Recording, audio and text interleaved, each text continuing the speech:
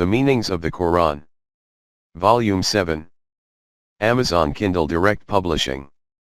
The Meanings of the Quran. Mutalib Furqan, Volume 7. Allama G.A Parwez. Talooi Islam Trust. Title of the book, The Meanings of the Quran, Volume 7. Author, Allama G.A Parwez. Translated by, Dr. Ejaz Rasool, Glasgow, UK. ISBN number, 9798675437641. Contact, Talooi Islam Trust 25B Gulberg 2. Lahore 54660 Pakistan www.islamicdawn.com. List of other works, in English, by the author. 1. Exposition of the Quran. 2. Islam, a challenge to religion. 3. What is Islam? Available on Amazon. 4. The Book of Destiny. 5. The Quranic Laws. 6. Reasons for the decline of Muslims. 7. Letters to Tahira. 8. The Human Self and Iblis, available on Amazon. 9. Lughat al-Quran, Dictionary of Quranic Words and Terms, Volume I and II, available on Amazon. 10. The Quranic System of Sustenance, available on Amazon. 11. The Life in the Hereafter, What Does the Quran Say? Available on Amazon. 12. The Status of Hadith in Islam, available on Amazon. 13. The Human Self and Allah, available on Amazon. 14. The Quranic Perspective on Slavery and Concubines, available on Amazon. These books are also available free for download on http://www.islamicdawn.com, www.parwez.tv. For further details contact, Talooi Islam Trust. 25, B, Gulberg 2. Lahore, 54660, Pakistan. Email, talooiislam@gmail.com. Telephone, 0092 0 4235753666. WhatsApp, 0092310480 0818. About the author. Allama G.A Parwez was born in Butala, Punjab, in British India on July 9, 1903 into a profoundly religious family. His grandfather, who was deeply religious and belonged to the Hanafi school of thought, was a renowned religious scholar who intended to make the author inherit his knowledge and religious understanding. As a consequence, his education and training were carried out under the direction of his grandfather. While he studied the traditional religious teachings, he also had the desire and inkling to question its content using his intellect and reasoning. This led to his inner conflict with the external religious environment, and he continued to question the prevalent religious concepts and practices. He noticed that whatever was being taught as part of the religion was being referred to some imam or religious scholar for authority. It was also noted in the religious literature that whatever the forefathers had followed should be obeyed without any question, and this was considered to be a requirement of Islam. For Parwez, this did not satisfy his desire to seek reason and logic in every claim and statement made within the religious literature. However, he could not express these doubts and reservations initially due to his respect for his grandfather, and the constraints of the religious environment which prevailed at the time in his town. Later, due to his employment, he moved to Lahore, now part of Pakistan, and found a degree of freedom to question some of these religious concepts and beliefs. After the death of his grandfather, he found complete freedom to pursue his line of inquiry and research into the prevalent Islamic beliefs, doctrines, ideologies, and religious practices. This led to his discovering that most of these have been acquired from others.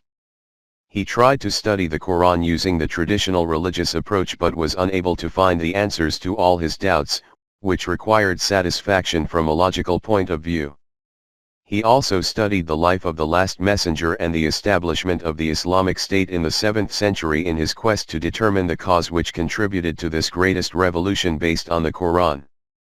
He especially paid attention to the statement from the last messenger that, the Quran is not a product of my thinking or that of any other human being, and that this is the message from Allah. He soon learned the procedure to understand the Quran. Through his contact with the famous philosopher and poet, Allama Iqbal, who had a deep interest in the Quran, Parwez concluded that to understand the Quran one has to understand three fundamentally important points. 1. The Quran calls itself light, nur, and a light does not need any external source or aid to make itself visible. It makes itself evident and also exposes the reality of those things which are within its domain. 2. The Quran is revealed in the Arabic language, and to understand it correctly one needs to understand the Arabic context which was prevalent at the time of its revelation. 3. The Quran has guided us by saying that through tasrif al-ayat, through cross-reference within the verses of the Quran, it makes its guidance clear, e.g. c. 6:106. In order to meet the second requirement regarding the precise meaning of the Arabic words in the Quran, he researched and compiled a Lughatul Quran, now translated into English, which is a dictionary of all the words and terms used in the Quran, and which includes the meanings which were prevalent among the Arabs at the time of the revelation of the Quran. For the third requirement of tasrif al-ayat, the Quran is different from books written by human beings, whereas the latter are usually divided based on various subjects. The Quran is based on mentioning a reality in one verse or verses, and then its further explanation is noted at another place or places. For example, in Sura Al-An'am the Quran states, "And thus do we explain the signs by various verses, so that they acknowledge you have explained them, and we make the Quran clear for a people who know." 6:105. In order to meet this requirement, Parwez felt the need to compile all the verses under one subject as referred in various verses of the Quran, and he compiled a book in Urdu titled Tabweeb al-Quran, i.e. Classification of the Quran. This made it easy to refer to various subjects and look at all the verses mentioned in the Quran relating to a subject. Along with writing and producing literature on the Quran, Parwez also held a regular weekly meeting in Lahore to deliver a dars, lecture explaining the Quran, in Urdu, and these are also available as audio and video recordings. He dedicated most of his life to researching the Quran and its significance in relation to presenting an alternative solution to human problems, and answering questions relating to human creation, its purpose, and the question of death and the next life. He also participated in the struggle for independence during the period 1938-1947 and the creation of Pakistan, which was based on the ideology of the Quran with a view to establishing an Islamic state for the Muslims of the subcontinent. He worked very closely with the founder of Pakistan, Muhammad Ali Jinnah, Quaid-e-Azam or Great Leader, and had regular discussions with him on various aspects of the message of the Quran. In order to support the movement for a separate state for the Muslims of India and to counter the arguments put forward by some of the religious lobby who opposed the creation of Pakistan, he published a monthly journal called Tulu-e-Islam, Dawn of Islam, commencing in 1938. Parwez joined the Indian Civil Service in the Home Department in 1927, and after the creation of Pakistan he migrated to Karachi and continued to serve in the same department till 1955, when he took early retirement and devoted the rest of his life fully to his work on the Quran. He moved to Lahore from Karachi and settled there. He left this life on February 24, 1985 in Lahore, and his body was laid to rest in Lahore. Forward. Mutalab al-Furqan is that eminent series of writings by Allama Parwez which now does not need any introduction. Right from the beginning it has been his thinking that a comprehensive solution for the problems of human life should only be sought for in the light of Quranic instructions. Consequently, he commenced presenting the tafsir of the Quran from the Quran itself. The first 5 volumes of the series presented to the readers earned great appreciation during his lifetime. Volume 6 was ready for publication when he departed this life for the next destination of the journey of life. Consequently, this volume was published after his demise. Allama Parwez had drafted the manuscript for Volume 7 in October 1984, before becoming unwell, but the responsibility for editing fell to the share of, firstly, Mr. Amir Ud Deen Butt, and later to Mr. Hassan Abbas Rizvi. This volume owes its beautifully written script to Mr. Muhammad Saeed Qutbi. Mr. Syed Shafkat Habib did the corrections to the draft script. The listing of the chapters was done by Mr. Aladida and Mr. Muhammad Umar Daraz, while indexing was done by Professor Rafiullah Shahab. Tului Islam Trust is grateful to all these individuals who helped in the organization, writing, scripting and publication etc. of this book. It would not be fair not to mention the late Sheikh Abdul Hamid, whose dedication during this whole process helped to make this work reach its completion. Finally, we consider it appropriate to conclude with a quote from Allama Parwez about the comprehension of the Quran while presenting Mafhum al-Quran. At the end, I would like to repeat this fact again, that whatever has been presented in the Mafhum al-Quran, it is a human endeavor to understand the Quran, and human effort can neither be free from error and mistake, nor can it ever be stated to be the final word. In connection with the understanding of the Quran, I have adopted a fresh style. If this effort of mine is fruitful, then those possessing better potentials than myself will make it clearer and clearer, and in this way this process will keep advancing forward, traversing its evolutionary phases according to the law of the universe. The process of the understanding of the Quran can neither end in any period of time, nor can it stop after having reached any human being.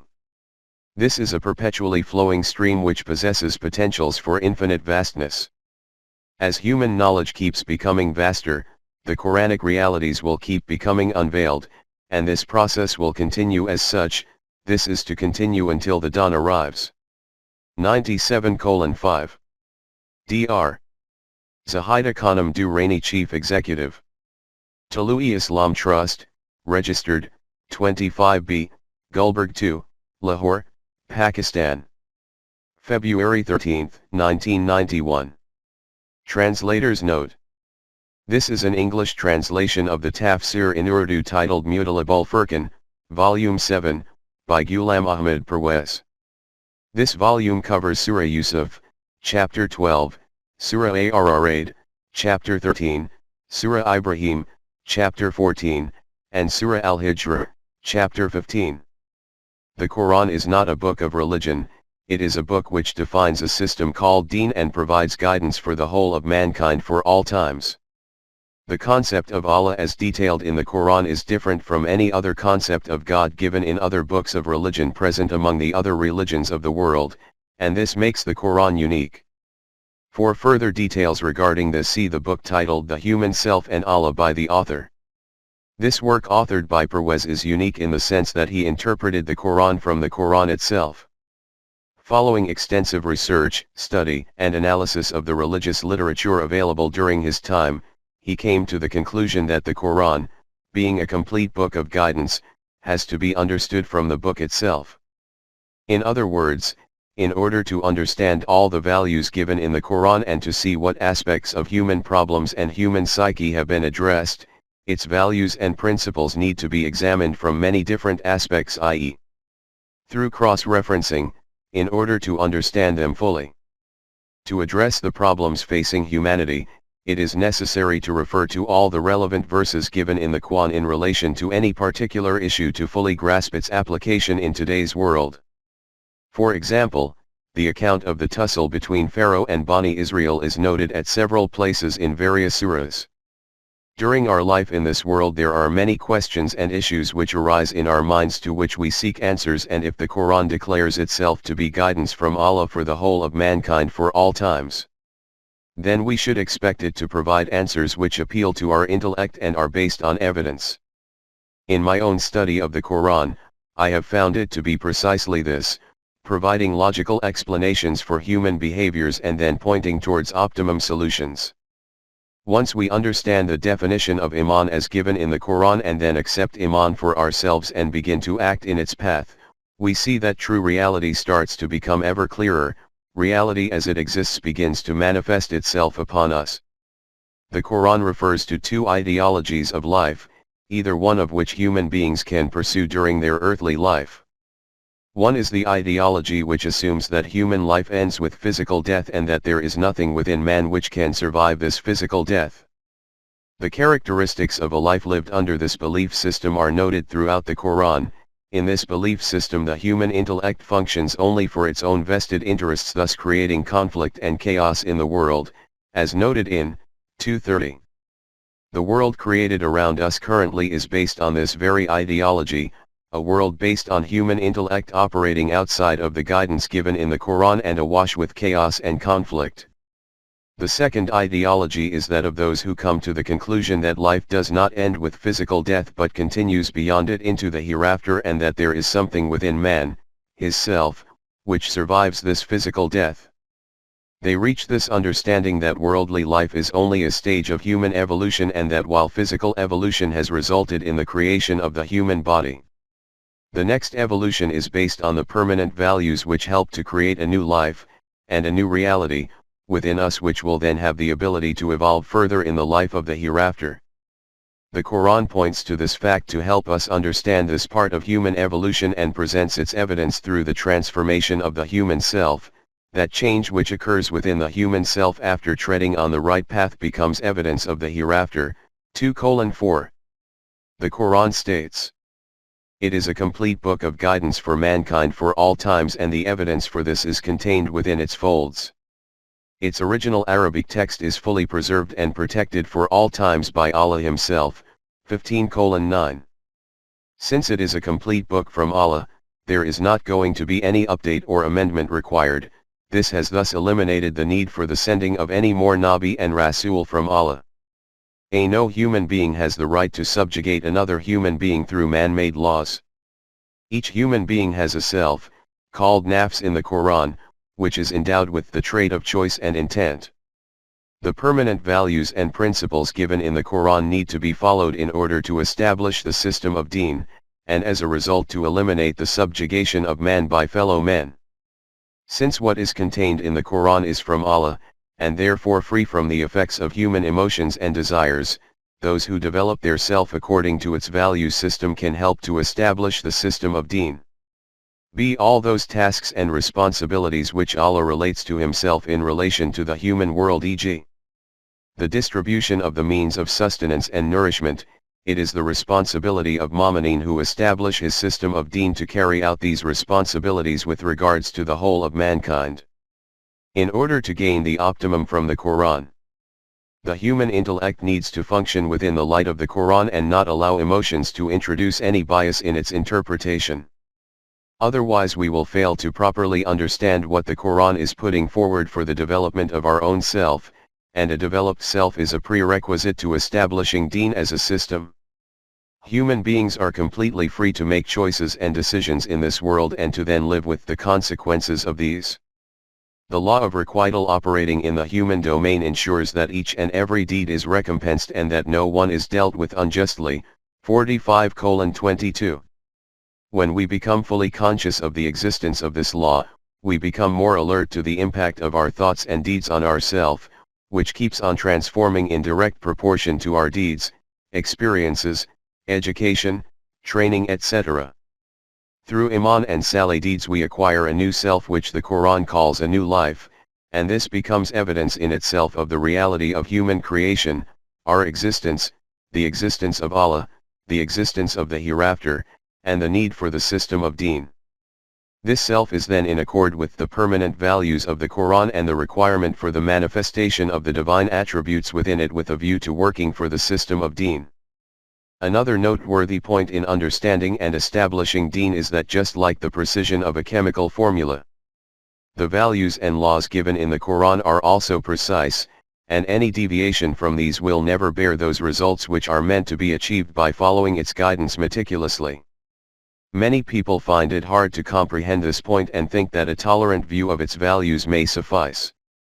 The mixing of haqq, truth, and batil, falsehood, simply cannot produce the desired results. 2:85. The Quran declares this contamination of human thoughts with regard to its guidance as being shirk, which is declared to be an unforgivable zulm, injustice, meaning that the desired results can never materialize in the human world, e.g. See verse 4:116. When the Quran proclaims to accept Iman, this term has a precise meaning, and if it is followed it will lead to a new dimension of comprehension which can be clearly differentiated from the previous state of belief. Indeed, it will be the beginning of a new life. 824. Without acquiring this new life, we can never come anywhere close to establishing the system of deen, and consequently, mankind will continue to remain engulfed in misery and chaos. The Quran states in 2:256, that there is no compulsion in deen, and anyone who accepts Iman after seeing the evidence of its light has indeed found the strong support of Allah, which will never betray those who choose to follow this path. Once this Iman is followed by righteous deeds, A'mal-e Saleh, then the corresponding change in our inner reality will itself prove to us that this new self cannot be achieved by any other means. This is the final volume of the series as a tafsir of the Quran by the author, and was completed by him in 1984 before his demise in February 1985. Chapter 12 mostly details the story of Yusuf and highlights many facets of the human self which serve as a model for those individuals who wish to strive for the establishment of the system of deen. There are many aspects of this story which are customarily misinterpreted in traditional translations, due to the inadequately developed self of those who translate it, and which cast shadows as a result on the pristine character of Yusuf. Parwez has removed all those shadows using the light of Wahi in the Quran. The Quran wishes each one of us to bring out the best in ourselves in terms of righteousness, so that both individually and collectively we need not suffer in this life. Indeed, Allah wishes man to live a life free from fear and grief. 238. Without the guidance of the Quran, man will always live a life of fear and grief. Each one of us has the potential and capacity to develop a character like Yusuf. The Quran has emphasized here that even if one individual reaches a very high level of a developed self, he can obtain Allah's help to work for the good of mankind. Parwez has also discussed the issue of dreams in considerable length at the end of this chapter.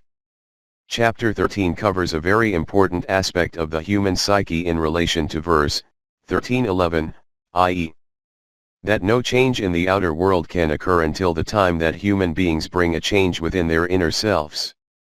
There is also a brief discussion on the effect of Quranic guidance on contentment of the human heart, 13:28, and its link to Iman and Saleh deeds. Chapter 14 contains details of the conduct of the messenger Ibrahim, who is presented by the Quran as a model for the whole of mankind, 16:120.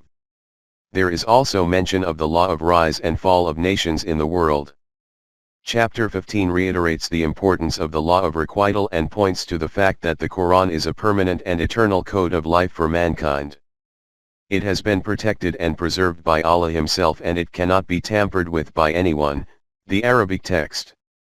There is also reference to that part of the human psyche where people seek miracles and become inclined towards magic and spells. The Quran draws our attention to the immutable laws which are functioning in the universe as well as within the human world. This chapter also includes details of the destruction of the people of the messenger Lut who, despite clear warnings, failed to heed these. In this book the word Allah is used when referring to the Quran, and God is used when reference is made outside of the Quran. The verses quoted are in the format of e.g. 2:20, meaning chapter 2, verse 20. The author has explained the meanings of these verses in his own words, and these are then translated as such from the Urdu text. Occasionally I have added footnotes wherever an explanation is felt necessary to explain some terms further, and these have been marked as ed. Footnotes that are not marked ed. Are from the author himself. I have endeavored to keep the English translation as close as possible to the original Urdu text in choice of appropriate words and terms, and close attention has also been paid to conveying the meanings which the author intended to convey in his interpretation of the Quranic verses. I wish to thank and acknowledge the support provided by Hussain Kaisrani, manager of Talui-Islam Trust, Lahore, and Asif Jalil from Karachi. I also wish to thank Muhammad Salim Akhtar Khan, Nazim, Idara Talui-Islam, Lahore for assistance in elucidating meanings of some of the Urdu and Persian words used in the text. Finally, I am grateful to my wife for her extensive help in the editing of this work. In conclusion, This work is a translation, and as such any ambiguity in the text in the English version which is not present in the Urdu version is my responsibility as translator and editor, and not of the original author. If readers have any questions or comments after reading this work, they are welcome to contact Talu, E-Islam Trust. Ejaz Rasool, Glasgow, UK, January 2022. WhatsApp, 00923104800818.